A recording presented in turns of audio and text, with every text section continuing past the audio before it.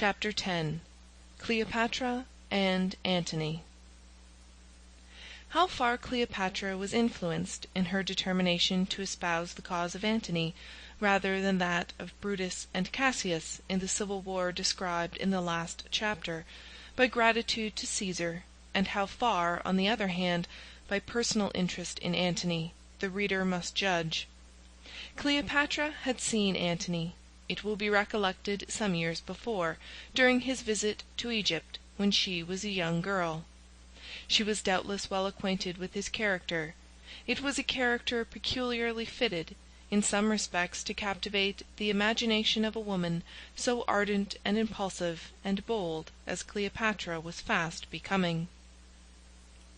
Antony had, in fact, made himself an object of universal interest throughout the world, by his wild and eccentric manners and reckless conduct, and by the very extraordinary vicissitudes which had marked his career. In moral character he was as utterly abandoned and depraved as it was possible to be. In early life, as has already been stated, he plunged into such a course of dissipation and extravagance that he became utterly and hopelessly ruined, or, rather, he would have been so, had he not, by the influence of that magic power of fascination which such characters often possess, succeeded in gaining a great ascendancy over a young man of immense fortune, named Curio, who for a time upheld him by becoming surety for his debts. This resource, however, soon failed, and Antony was compelled to abandon Rome, and to live for some years as a fugitive and exile, in dissolute wretchedness and want. During all the subsequent vicissitudes through which he passed in the course of his career, the same habits of lavish expenditure continued whenever he had funds at his command. This trait of character took the form sometimes of a noble generosity. In his campaigns the plunder which he acquired he usually divided among his soldiers, reserving nothing for himself. This made his men enthusiastically devoted to him, and led them to consider his prodigality as a virtue, even when they did not themselves derive any direct advantage from it. 1,000 stories were always in circulation in Camp of Acts on his part illustrating his reckless disregard of the value of money, some ludicrous, and all eccentric and strange. In his personal habits, too, he was as different as possible from other men. He prided himself on being descended from Hercules, and he affected a style of dress and a general air and manner in accordance with the savage character of this his pretended ancestor. His features were sharp, his nose was arched and prominent, and he wore his hair and beard very long, as long, in fact, as he could make them grow. These peculiarities imparted to his countenance a very wild and ferocious expression. He adopted a style of dress, too, which, judged of with reference to the prevailing fashions of the time, gave to his whole appearance a rough, savage, and reckless air. His manner and demeanour corresponded with his dress and appearance. He lived in habits of the most unreserved familiarity with his soldiers. He associated freely with them, ate and drank with them in the open air, and joined in their noisy mirth and rude and boisterous hilarity. His commanding powers of mind and the desperate recklessness of his courage enabled him to do all this without danger. These qualities inspired in the minds of the soldiers a feeling of profound respect for their commander, and this good opinion he was enabled to retain, notwithstanding such habits of familiarity with his inferiors as would have been fatal to the influence of an ordinary man. In the most prosperous portion of Antony's career, for example, during the period immediately preceding the death of Caesar, he addicted himself to vicious indulgences of the most open, public, and shameless character. He had around him a sort of court, formed of jesters, tumblers, mountebanks, play-actors, and other similar characters of the lowest and most disreputable class. Many of these companions were singing and dancing girls, very beautiful and very highly accomplished in the arts of their respective professions, but all totally corrupt and depraved. Public sentiment, even in that age and nation, strongly condemned this conduct. The people were pagans, it is true, but it is a mistake to suppose that the formation of a moral sentiment in the community against such vices as these is a work which Christianity alone can perform. There is a law of nature, in the form of an instinct universal in the race, imperiously enjoining that the connection of the sexes shall consist of the union of one man with one woman, and that woman his wife, and very sternly prohibiting every other. So that there has probably never been a community in the world so corrupt, that a man could practice in it such vices as those of Antony, without not only violating his own sense of right and wrong, but also bringing upon himself the general condemnation of those around him. Still, the world is prone to be very tolerant in respect to the vices of the great. Such exalted personages as Antony seem to be judged by a different standard from common men. Even in the countries where those who occupy high stations of trust or of power are actually selected, for the purpose of being placed there, by the voices of their fellow men, all inquiry into the personal character of a candidate is often suppressed, such inquiry being condemned as wholly irrelevant and improper, and they who succeed in attaining to power enjoy immunities in their elevation which are denied to common men. But, notwithstanding the influence of Antony's rank and power in shielding him from public censure, he carried his excesses to such an extreme that his conduct was very loudly and very generally condemned. He would spend all the night in carousals, and then, the next day, would appear in public staggering in the streets. Sometimes he would enter the tribunals for the transaction of business when he was so intoxicated that it would be necessary for friends to come to his assistance to conduct him away. In some of his journeys in the neighbourhood of Rome, he would take a troop of companions with him of the worst possible character, and travel with them openly and without shame. There was a certain actress, named Cytheride, whom he made his companion on one such occasion. She was borne upon a litter in his train, and he carried about with him a vast collection of gold and silver plate, and of splendid table furniture, together with an endless supply of luxurious articles of food and of wine, to provide for the entertainments and banquets which he was to celebrate with her on the journey. He would sometimes stop by the roadside, pitch his tents, establish his kitchens, set his cooks at work to prepare a feast, spread his tables, and make a sumptuous banquet of the most costly, complete, and ceremonious character, all to make men wonder at the abundance and perfection of the means of luxury which he could carry with him wherever he might go. In fact, he always seemed to feel a special pleasure in doing strange and extraordinary things in order to excite surprise. Once on a journey he had lions harnessed to his carts to draw his baggage, in order to create a sensation. Notwithstanding the heedlessness with which Antony abandoned himself to these luxurious pleasures when at Rome, no man could endure exposure and hardship better when in camp or on the field. In fact, he rushed with as much headlong precipitation into difficulty and danger when abroad, as into expense and dissipation when at home. During his contests with Octavius and Lepidus after Caesar's death, he once had occasion to pass the Alps, which, with his customary recklessness, he attempted to traverse without any proper supplies of stores or means of transportation. He was reduced on the passage, together with the troops under his command, to the most extreme destitution and distress. They had to feed on roots and herbs, and finally on the bark of trees, and they barely preserved themselves by these means from actual starvation. Antony seemed, however, to care nothing for all this, but pressed on through the difficulty and danger, manifesting the same daring and determined unconcern to the end.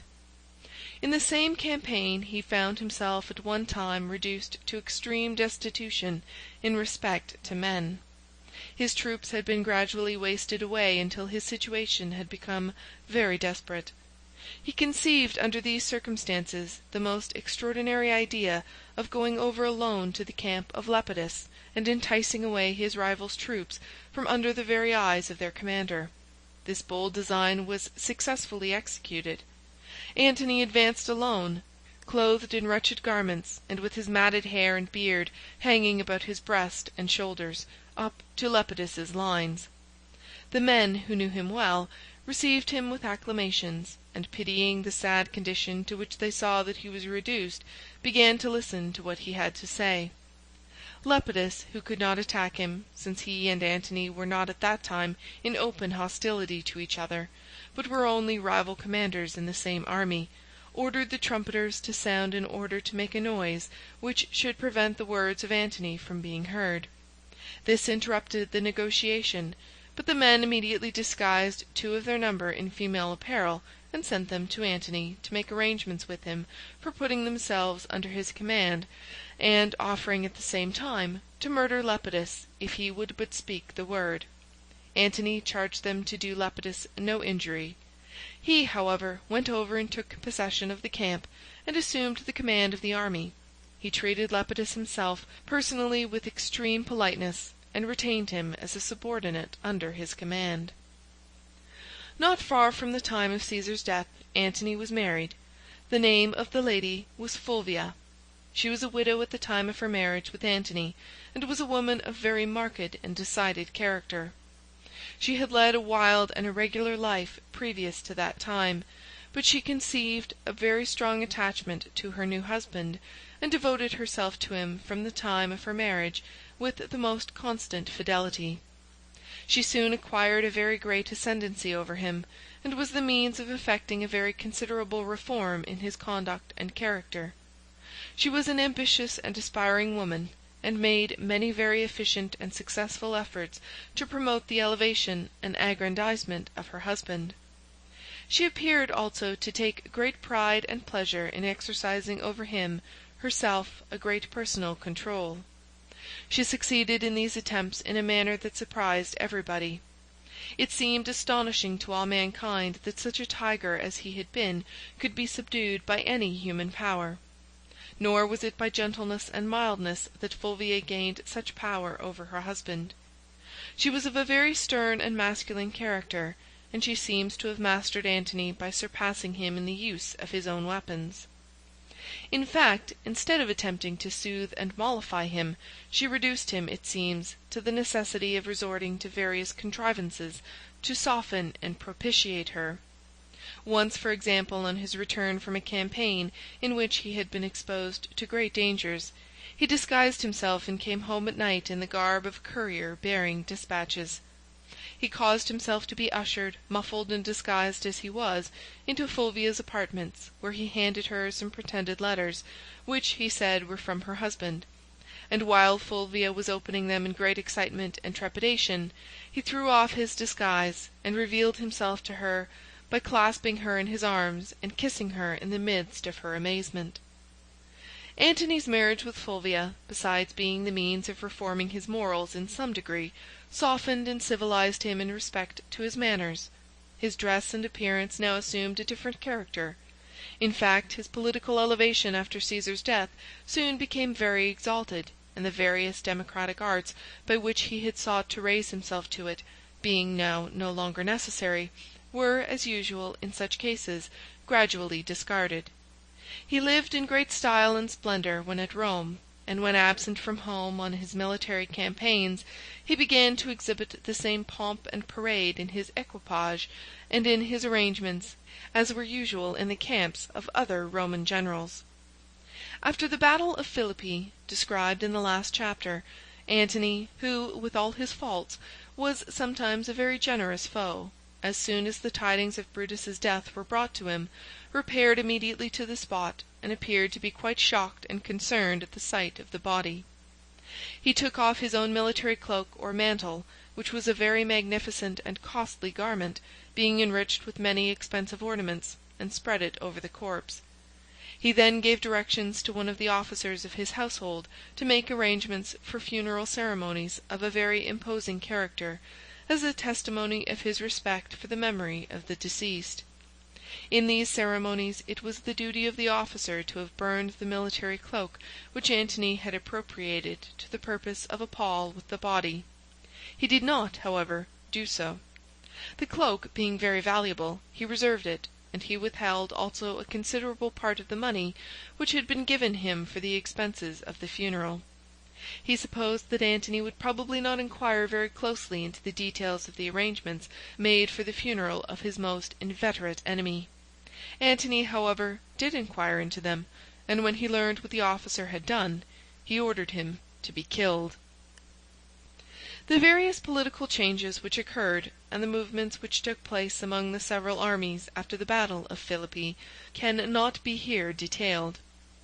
It is sufficient to say that Antony proceeded to the eastward through Asia Minor, and in the course of the following year came to Cilicia. From this place he sent a messenger to Egypt to Cleopatra, summoning her to appear before him. There were charges, he said, against her of having aided Cassius and Brutus in the late war, instead of rendering assistance to him. Whether there really were any such charges, or whether they were only fabricated by Antony as pretexts for seeing Cleopatra, the fame of whose beauty was very widely extended, does not certainly appear. However this may be, he sent to summon the queen to come to him. The name of the messenger whom Antony dispatched on this errand was Dellius. Fulvia, Antony's wife, was not with him at this time. She had been left behind at Rome. Dellius proceeded to Egypt and appeared at Cleopatra's court. The queen was at this time about 28, but more beautiful, as was said, than ever before. Dellius was very much struck with her beauty, and with a certain fascination in her voice and conversation, of which her ancient biographers often speak as one of the most irresistible of her charms. He told her that she need have no fear of Antony. It was of no consequence, he said, what charges there might be against her. She would find that in a very few days after she had entered into Antony's presence she would be in great favour. She might rely, in fact, he said, on gaining very speedily an unbounded ascendancy over the general. He advised her, therefore, to proceed to Cilicia without fear, and to present herself before Antony in as much pomp and magnificence as she could command. He would answer, he said, for the result. Cleopatra determined to follow this advice. In fact, her ardent and impulsive imagination was fired with the idea of making, a second time, the conquest of the greatest general and highest potentate in the world.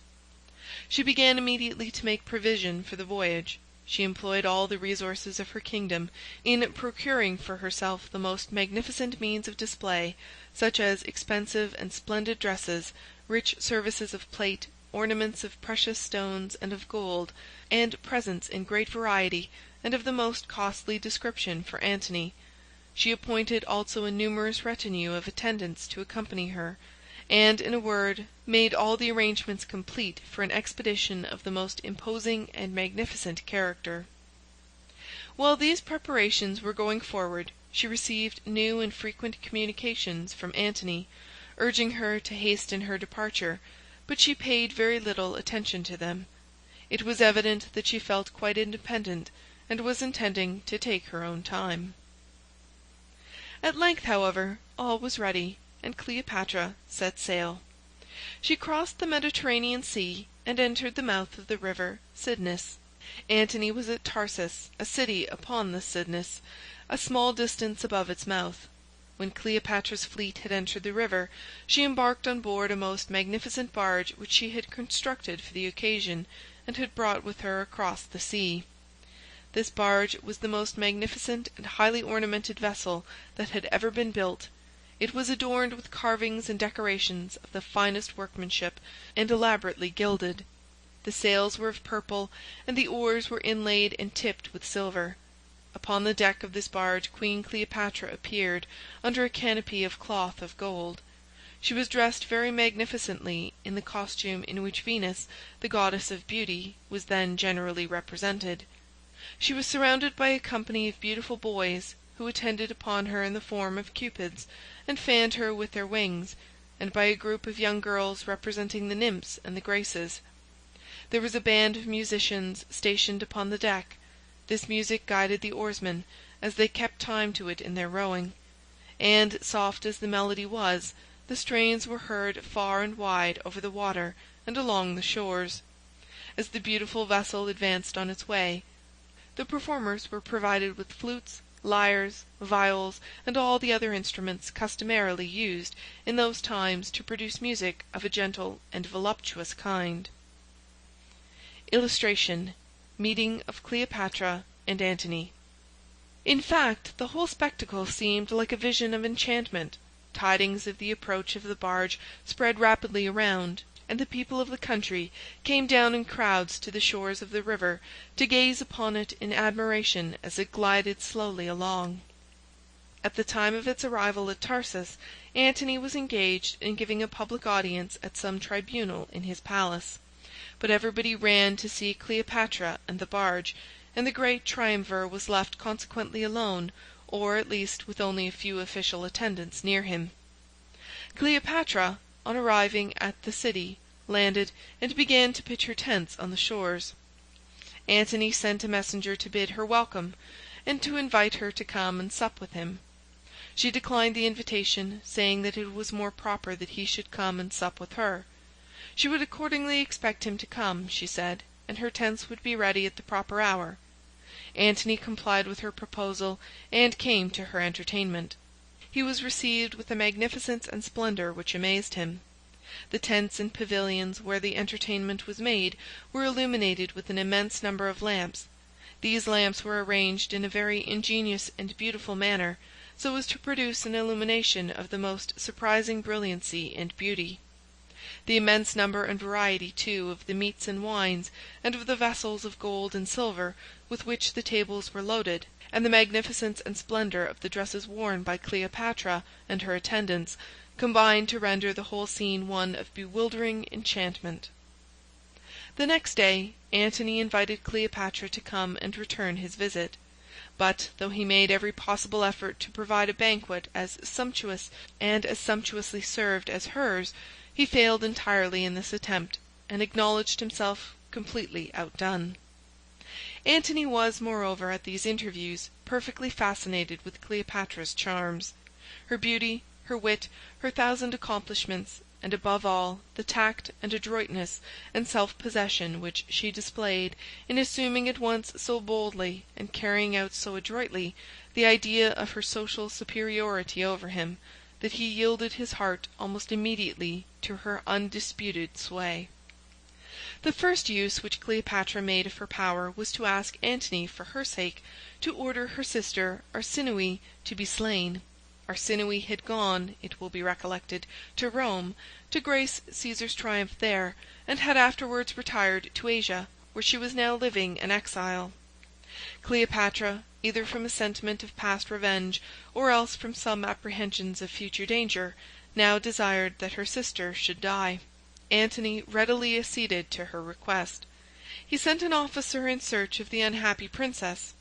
The officer slew her where he found her, within the precincts of a temple to which she had fled, supposing it a sanctuary which no degree of hostility, however extreme, would have dared to violate.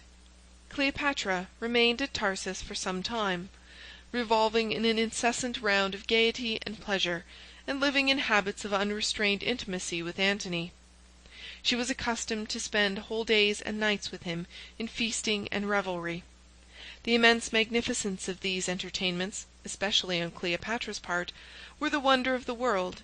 She seems to have taken special pleasure in exciting Antony's surprise by the display of her wealth and the boundless extravagance in which she indulged. At one of her banquets Antony was expressing his astonishment at the vast number of gold cups, enriched with jewels, that were displayed on all sides. "Oh," said she, "they are nothing. If you like them, you shall have them all." So saying, she ordered her servants to carry them to Antony's house. The next day she invited Antony again, with a large number of the chief officers of his army and court. The table was spread with a new service of gold and silver vessels, more extensive and splendid than that of the preceding day, and at the close of the supper, when the company was about to depart, Cleopatra distributed all these treasures among the guests that had been present at the entertainment. At another of these feasts she carried her ostentation and display to the astonishing extreme of taking off from one of her earrings a pearl of immense value, and dissolving it in a cup of vinegar, which she afterward made into a drink, such as was customarily used in those days, and then drank it. She was proceeding to do the same with the other pearl, when some of the company arrested the proceeding and took the remaining pearl away. In the meantime, while Antony was thus wasting his time in luxury and pleasure with Cleopatra, his public duties were neglected, and everything was getting into confusion.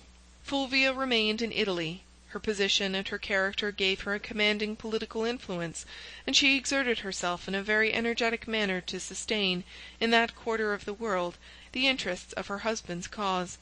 She was surrounded with difficulties and dangers, the details of which cannot, however, be here particularly described. She wrote continually to Antony, urgently entreating him to come to Rome, and displaying in her letters all those marks of agitation and distress which a wife would naturally feel under the circumstances in which she was placed. The thought that her husband had been so completely drawn away from her by the guilty arts of such a woman, and led by her to abandon his wife and his family, and leave in neglect and confusion concerns of such momentous magnitude as those which demanded his attention at home, produced an excitement in her mind bordering upon frenzy.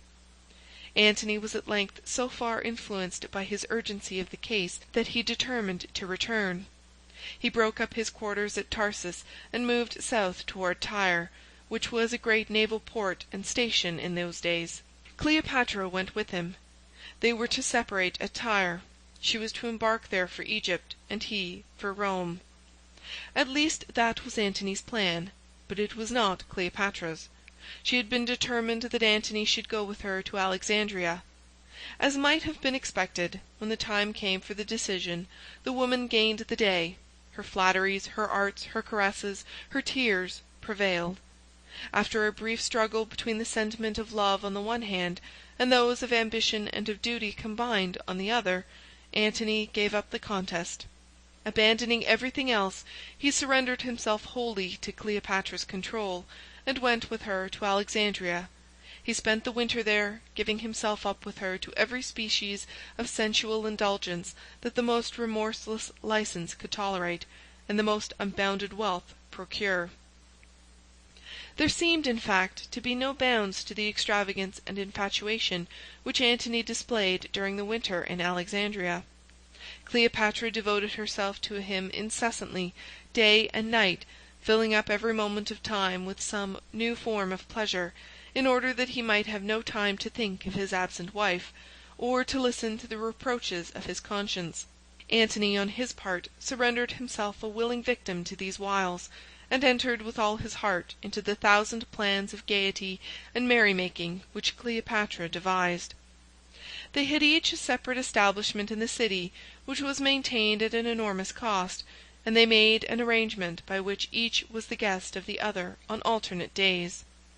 These visits were spent in games, sports, spectacles, feasting, drinking, and in every species of riot, irregularity, and excess. A curious instance is afforded of the accidental manner in which intelligence in respect to the scenes and incidents of private life in those ancient days is sometimes obtained, in a circumstance which occurred at this time in Antony's court. It seems that there was a young medical student at Alexandria that winter, named Philotas, who happened in some way or other to have formed an acquaintance with one of Antony's domestics, a cook. Under the guidance of this cook, Philotas went one day into the palace to see what was to be seen. The cook took his friend into the kitchens, where, to Philotas's great surprise, he saw, among an infinite number and variety of other preparations, 8 wild boars roasting before the fires, some being more and some less advanced in the process. Philotas asked what great company was to dine there that day. The cook smiled at this question, and replied that there was to be no company at all, other than Antony's ordinary party. "But," said the cook in explanation, "we are obliged always to prepare several suppers, and to have them ready in succession at different hours, for no one can tell at what time they will order the entertainment to be served. Sometimes, when the supper has been actually carried in, Antony and Cleopatra will get engaged in some new turn of their diversions, and conclude not to sit down just then to the table, and so we have to take the supper away, and presently bring in another." Antony had a son with him at Alexandria at this time, the child of his wife Fulvia. The name of the son, as well as that of the father, was Antony. He was old enough to feel some sense of shame at his father's dereliction from duty, and to manifest some respectful regard for the rights and the honor of his mother. Instead of this, however, he imitated his father's example, and in his own way was as reckless and extravagant as he. The same Philotas who is above referred to was, after a time, appointed to some office or other in the young Antony's household, so that he was accustomed to sit at his table and share in his convivial enjoyments. He relates that once, while they were feasting together, there was a guest present, a physician, who was a very vain and conceited man, and so talkative that no one else had any opportunity to speak. All the pleasure of conversation was spoiled by his excessive garrulity. Philotas, however, at length puzzled him so completely with a question of logic, of a kind similar to those often discussed with great interest in ancient days, as to silence him for a time. And young Antony was so much delighted with this feat that he gave Philotas all the gold and silver plate that there was upon the table, and sent the articles home to him after the entertainment was over, telling him to put his mark and stamp upon them, and lock them up. The question with which Philotas puzzled the self-conceited physician was this. It must be premised, however, that in those days it was considered that cold water in an intermittent fever was extremely dangerous, except in some peculiar cases, and in those the effect was good. Philotas then argued as follows. In cases of a certain kind it is best to give water to a patient in an ague. All cases of ague are cases of a certain kind. Therefore it is best in all cases to give the patient water. Philotas, having propounded his argument in this way, challenged the physician to point out the fallacy of it, and while the physician sat perplexed and puzzled in his attempts to unravel the intricacy of it, the company enjoyed a temporary respite from his excessive loquacity.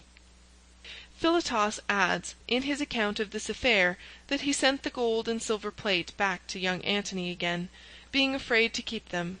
Antony said that perhaps it was as well that this should be done, since many of the vessels were of great value on account of their rare and antique workmanship, and his father might possibly miss them and wish to know what had become of them. As there were no limits, on the one hand, to the loftiness and grandeur of the pleasures to which Antony and Cleopatra addicted themselves, so there were none to the low and debasing tendencies which characterized them on the other. Sometimes at midnight, after having been spending many hours in mirth and revelry in the palace, Antony would disguise himself in the dress of a slave, and sally forth into the streets, excited with wine, in search of adventures. In many cases Cleopatra herself, similarly disguised, would go out with him. On these excursions Antony would take pleasure in involving himself in all sorts of difficulties and dangers, in street riots, drunken brawls, and desperate quarrels with the populace, all for Cleopatra's amusement and his own. Stories of these adventures would circulate afterward among the people, some of whom would admire the free and jovial character of their eccentric visitor, and others would despise him as a prince degrading himself to the level of a brute. Some of the amusements and pleasures which Antony and Cleopatra pursued were innocent in themselves, though wholly unworthy to be made the serious business of life by personages on whom such exalted duties rightfully devolved.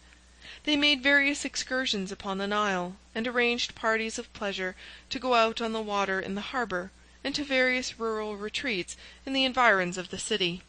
Once they went out on a fishing party in boats in the port. Antony was unsuccessful, and feeling chagrined that Cleopatra should witness his ill luck, he made a secret arrangement with some of the fishermen to dive down, where they could do so unobserved, and fasten fishes to his hook under the water. By this plan he caught very large and fine fish very fast. Cleopatra, however, was too wary to be easily deceived by such a stratagem as this. She observed the maneuver, but pretended not to observe it. She expressed, on the other hand, the greatest surprise and delight at Antony's good luck, and the extraordinary skill which it indicated. The next day she wished to go a-fishing again, and a party was accordingly made as on the day before. She had, however, secretly instructed another fisherman to procure a dried and salted fish from the market, and, watching his opportunity, to get down into the water under the boats and attach it to the hook, before Antony's divers could get there. This plan succeeded, and Antony, in the midst of a large and gay party that were looking on, pulled out an excellent fish, cured and dried, such as was known to everyone as an imported article, bought in the market. It was a fish of a kind that was brought originally from Asia Minor. The boats and the water all around them resounded with the shouts of merriment and laughter which this incident occasioned. In the meantime, while Antony was thus spending his time in low and ignoble pursuits and in guilty pleasures at Alexandria, his wife Fulvia, after exhausting all other means of inducing her husband to return to her, became desperate, and took measures for fomenting an open war which she thought would compel him to return.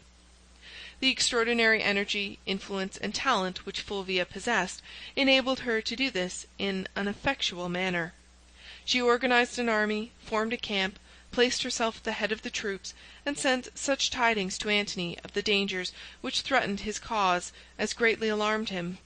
At the same time news came of great disasters in Asia Minor, and of alarming insurrections among the provinces which had been committed to his charge there.